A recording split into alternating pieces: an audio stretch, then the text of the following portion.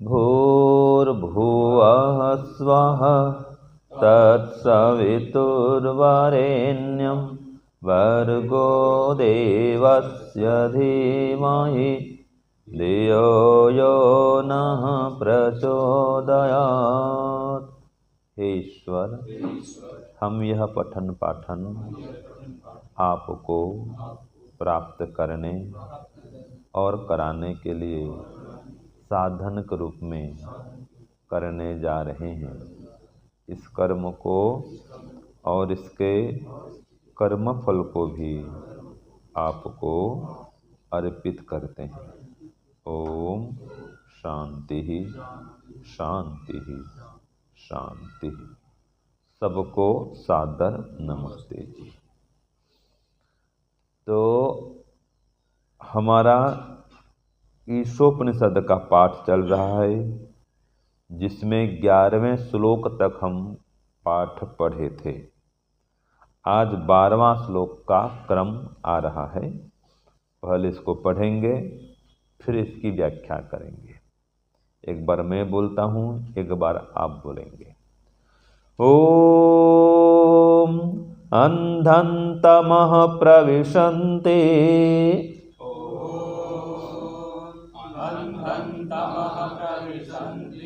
ये संभूतिमुपासते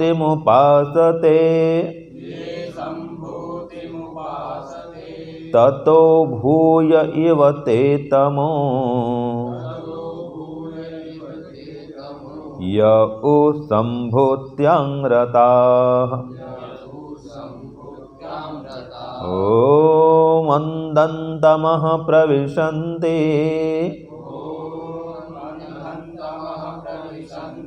ये संभूतिमुपासते ततो भूय इव ते तमो य उ संभूत्यां रताः। य उ संभूत्यां रताः।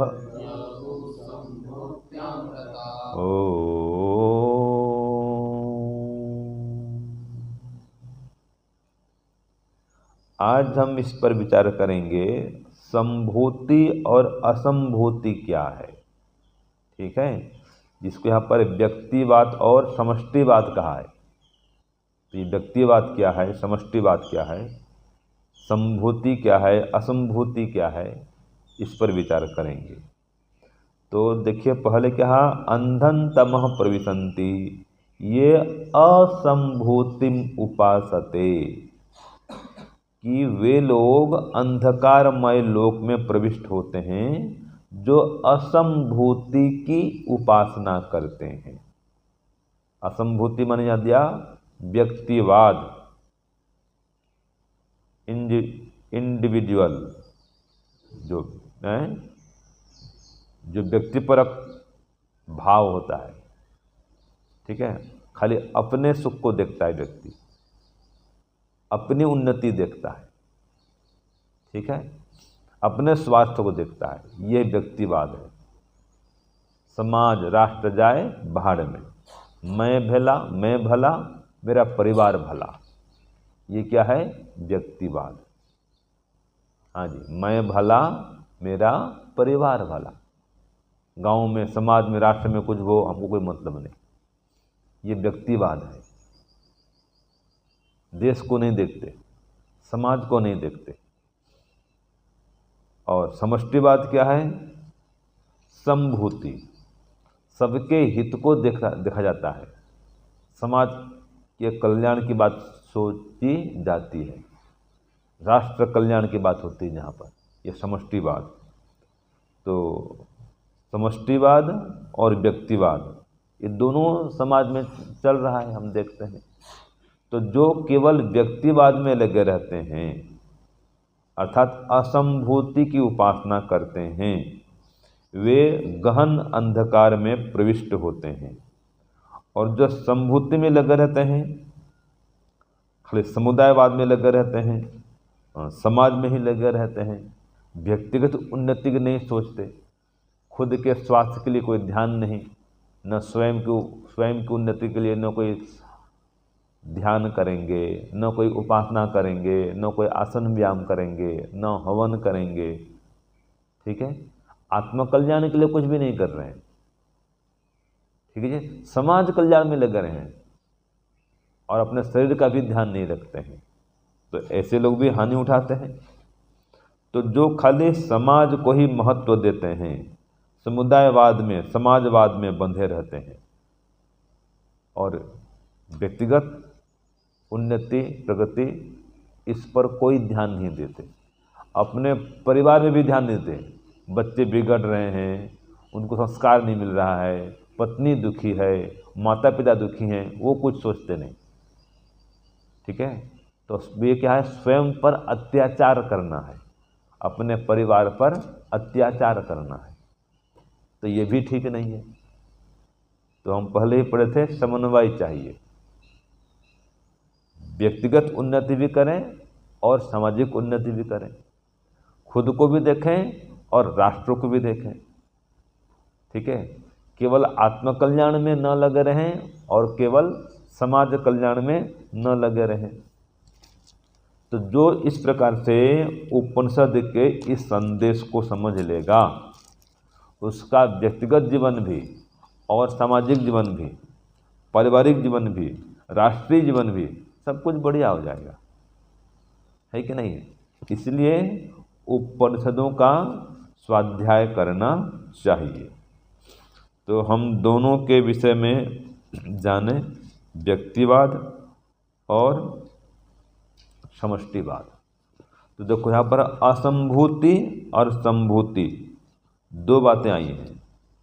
तो इसका एक अर्थ ऐसा भी होता है वेद में, संभूति माने जिसका सम्यक रूप से निर्माण हुआ है, संभूति। ठीक है जी, और असंभूति माने जिसका निर्माण नहीं हुआ है, असंभूति जो बनाई नहीं गई है। असंभूति माने जो बनाई गई है, जो सम्यक रूप से निर्मित है। तो ये भू सत्तायाम धातु है। ठीक है जी, भू माने होना, तो जो सम्यक रूप से निर्माण हुआ है, जैसे कि सृष्टि बनाई गई है, सृष्टि क्या है, संभूति। और जो मूल प्रकृति है वो बनाई नहीं गई है, तो वो क्या है, असंभूति। ये यजुर्वेद में ये अर्थ है।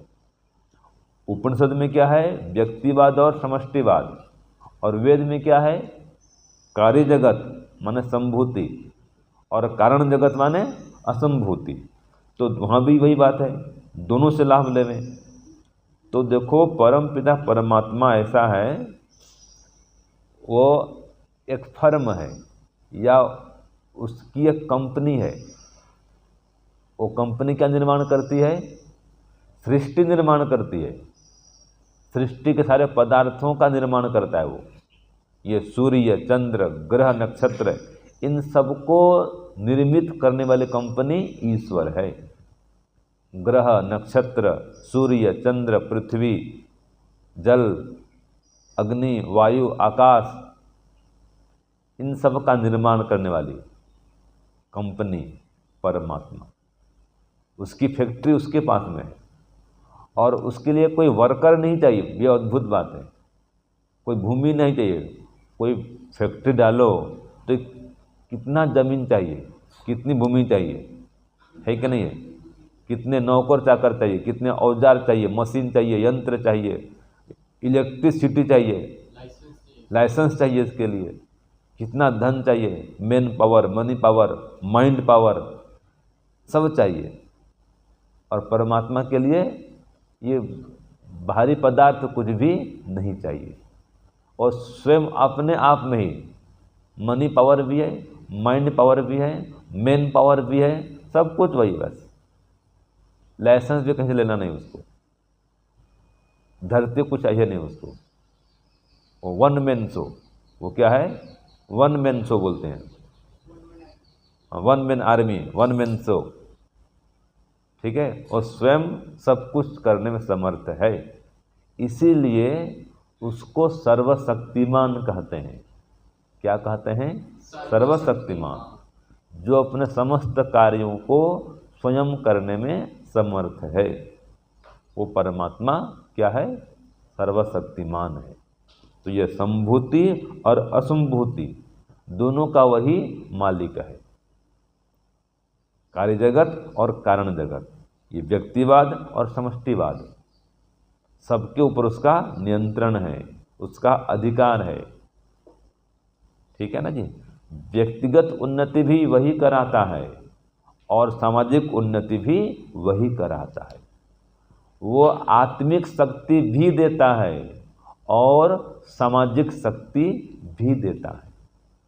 तो हम दोनों को समझें, व्यक्तिवाद को भी समझें और समष्टिवाद को भी समझें। तो यहाँ पर व्यक्तिवाद क्या है? व्यक्तिगत उन्नति प्रगति।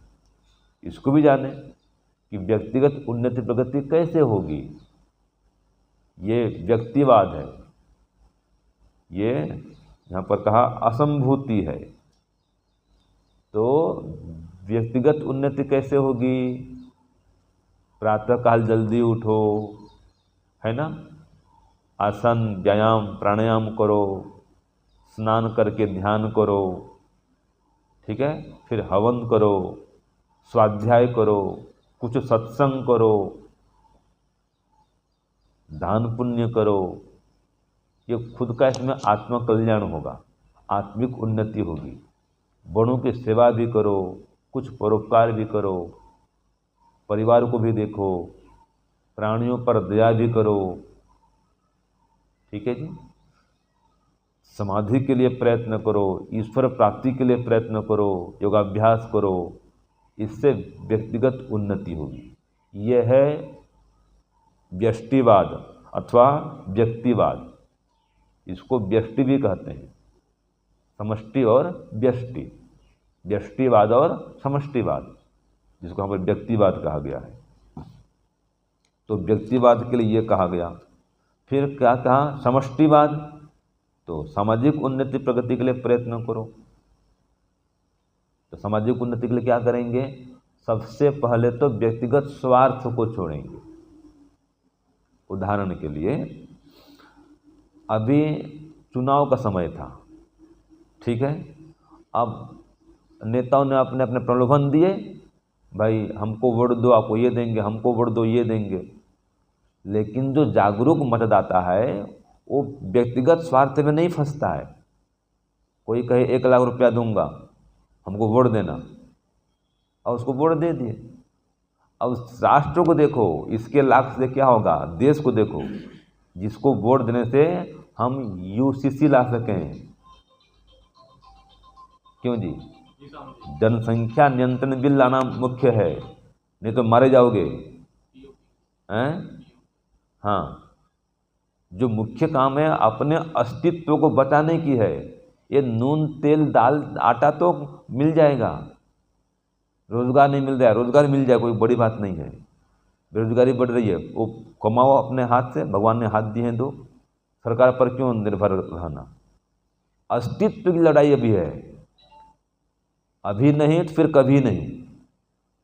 ठीक है, 20 साल बाद या आज के जो युवक हैं, इनकी जो संतानें आएंगी, उनका क्या हाल होगा? सरकार किसकी बनेगी 20 साल बाद? कल्पना करो। अधिकांश हमारे जो हिंदू लोग हैं तो विदेश भाग रहे हैं, है कि नहीं है? और अधिकांश जो है वृद्ध 20 साल बाद चले जाएंगे। आपकी उम्र के लोग रहेंगे 20 साल में? नहीं रहेंगे। तो वृद्ध तो चले जाएंगे और युवा लोग जो हैं विदेश जा रहे हैं। ये स्थिति, सच्चाई ये है। युवा पीढ़ी कहाँ दौड़ रही है? विदेश। और जो वृद्ध लोग चले जाएंगे कहाँ? टिकट कट जाएगा उनका, शांति पाठ हो जाएगा उनका। हाँ, तो वो भी नहीं रहेंगे। फिर सरकार किसकी बनेगी बताओ? वोट कौन देगा? जो यहाँ रहेंगे उनका वोट चलेगा, सरकार उनकी बनेगी। ठीक है, और कौन बन रहा है देख लो आप। तो आज का जो युवक है वो देश को नहीं देख रहा है, ये व्यक्तिवाद है। समझ गया? ये क्या है? ये व्यष्टिवाद। अपने सुख को देखता है कि मैं विदेश चला जाऊं, धन कमाऊं खूब, और जो एक बार चला गया आना मुश्किल है। फिर याद रखिए, कई लोगों को जानता हूं, वापस आओगे? नहीं नहीं, अभी नहीं आएंगे।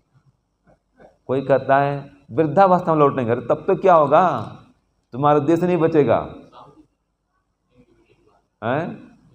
बस वही है, विदेश जाते रहो, परिवार भी वहाँ चला जाएगा। यहाँ पर तो वोट तो नहीं दे पा रहे, यहाँ पर वोट क्या कर रहे हैं वो? वोट करना चाहिए ना, शक्ति वोट की है। क्यों जी? या तो वोट के लिए आओ, जब भी वोट का समय आओ, खर्चा करो 1 लाख रुपया जाने आने के लिए। विदेश में जाते हो तो वोट के लिए आओ कम से कम, वोट के लिए तो आते नहीं है। ये है व्यक्तिवाद, देश को नहीं देख रहे हैं। तो देश को देखो, नहीं तो मारे जाओगे। ठीक है? ये थोड़े नून तेल दाल आटा चावल ये कपड़ा, इसके पीछे मत पड़ो। नौकरी चाकरी तो बहुत बड़ी बात नहीं है। अपने माँ बहन बेटी की सुरक्षा को देखो, इज्जत कैसे बचा पाओगे इनकी। 20 साल बाद में 25 साल बाद में इनका बाहर निकलना कठिन हो जाएगा अगर ये स्वार्थ में पड़े रहे तो। और जो पार्टी देश को आगे बढ़ा रही है उसको तो पीछे खींच रहे हैं। जो हमारा हित कर सकती है उसको तो पीछे खींच रहे हैं। बताओ देश का क्या होगा अपने स्वार्थ के लिए। राम मंदिर बना दिया, अयोध्या में बढ़िया काम हो गया, परिणाम क्या आया देख लो। कितने स्वार्थी हो गई है, जिसके लिए सब कुछ लौटा दिया, परिणाम क्या दिए लोगों ने, देखना चाहिए। तो जब तक ये स्वार्थ के प्रवृत्ति नहीं हटेगी, 1 लाख दे दो, हाँ वोट दे देंगे, 8,500 रुपये महीने आते रहेंगे, वोट दे देंगे। करोगे क्या पैसे का? तो पैसा भी नहीं आया, कुछ भी नहीं आया, गया खत्म। वो लोग भी नहीं आए, पैसा भी नहीं आया, न आएगा। तो ये व्यक्तिवाद है, ये कि व्यक्तिगत सुख को व्यक्ति देखता है, तो मुझे पैसा मिल जाएगा, मेरी उन्नति हो जाएगी, मेरी प्रगति हो जाएगी। ये क्या है? व्यक्तिवाद है ये।